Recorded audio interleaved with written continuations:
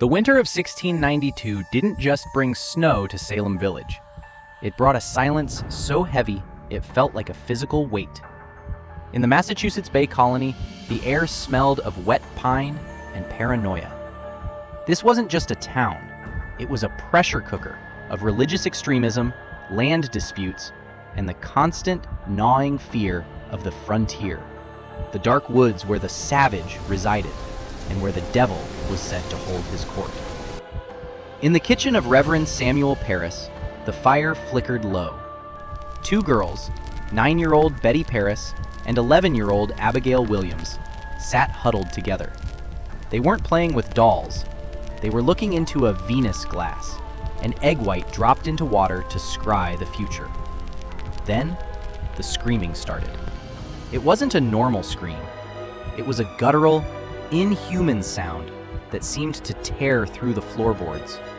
Betty began to bark like a dog.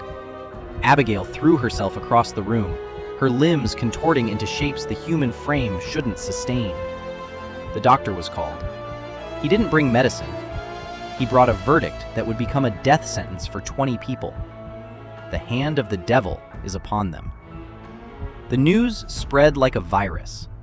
In a Puritan society, witchcraft wasn't a fairy tale, it was a felony.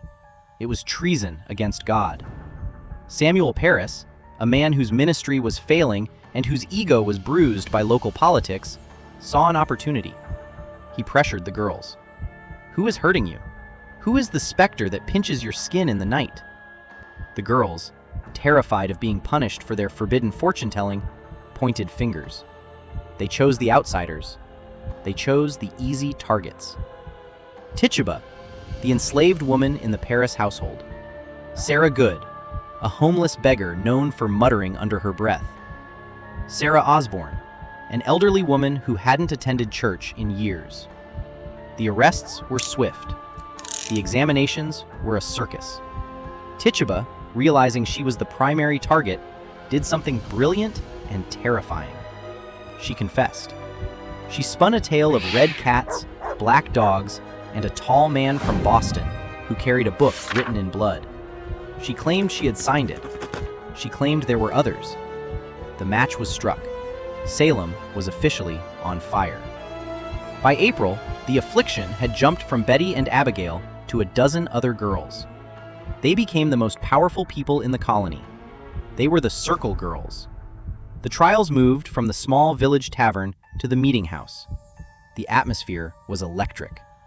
Every time a defendant spoke, the girls would scream in unison, claiming they saw a specter, a ghostly bird or a shadow, sitting on the beams of the ceiling, invisible to everyone but them. This was spectral evidence. If a girl claimed your ghost was biting her, you were guilty.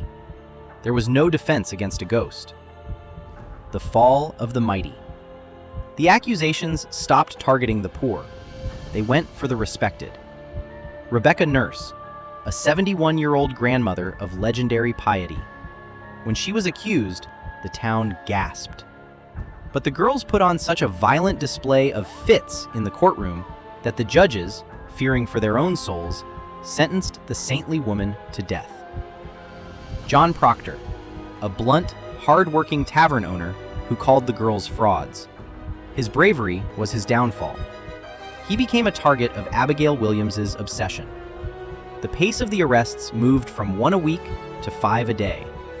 The jail in Salem was a pit of filth. Pregnant women were shackled to stone walls. Children as young as 4, little Dorcas Good, were put in irons. The girl would spend nearly a year in a dungeon, losing her mind as she watched her mother led to the gallows. June 10th, 1692, the first execution. Bridget Bishop was led up to Proctor's ledge. She was a woman who liked red bodices and loud music.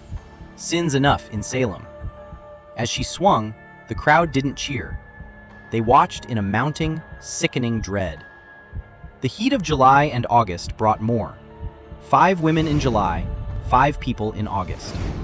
The most horrifying moment came not from the gallows, but from a field. Giles Corey, an 81-year-old man, refused to plead. He knew that if he pleaded guilty or innocent, the court would seize his land and leave his sons with nothing.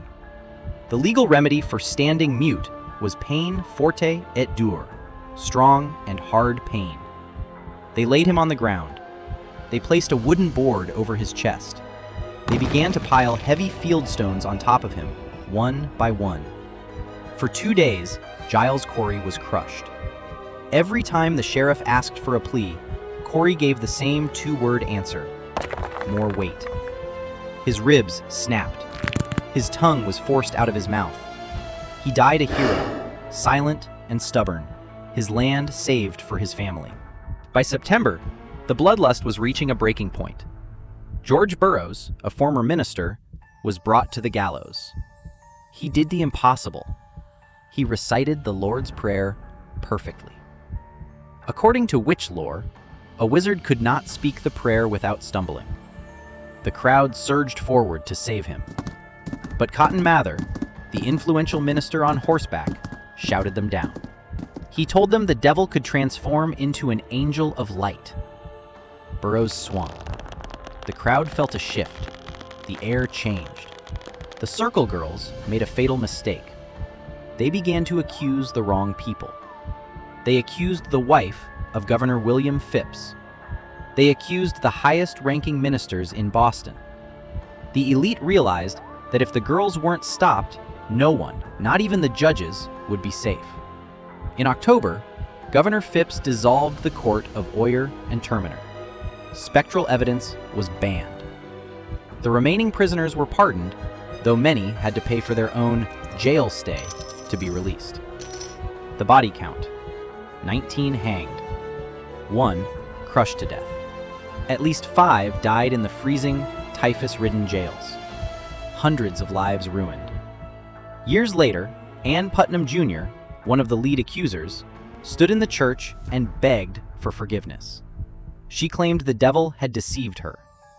Salem eventually changed its name to Danvers to try and escape the stain. But the Witch City remains a permanent scar on the American psyche. A reminder of what happens when fear is weaponized, when evidence is invisible, and when the loudest voices in the room are the ones most afraid of the dark.